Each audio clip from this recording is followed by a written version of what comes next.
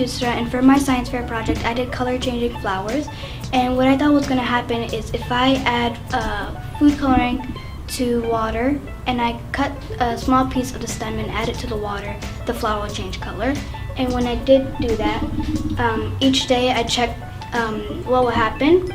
So on the first day, the tips were colored, and on the second day, the color started forming inside of the flower, like in the middle. And on the last day, the whole flower was colored, like the whole flower right here, and the tips too. And what I found out is that if the flower is not cut at the bottom, it won't change color, and if it is cut, it will change color.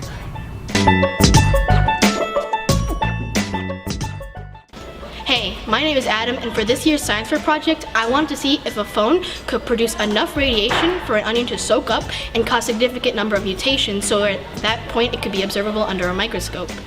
I wanted to do this project because I've heard many tests saying that onions will cause radiation to your head, like to the human body, if it's between 6 and 12 feet of you.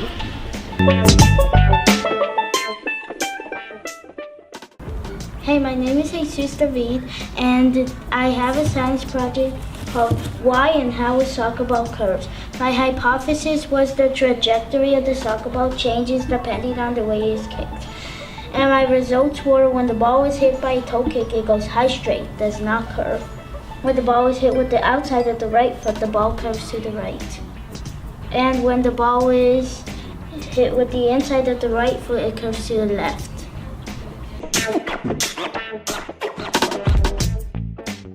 Hello, my name is Braden, and I'm trying to see what liquid dissolves the Skittles the fastest.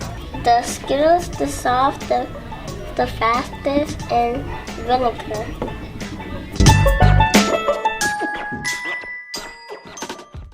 My name is Benjamin Garza, and I was talking about craters on the moon.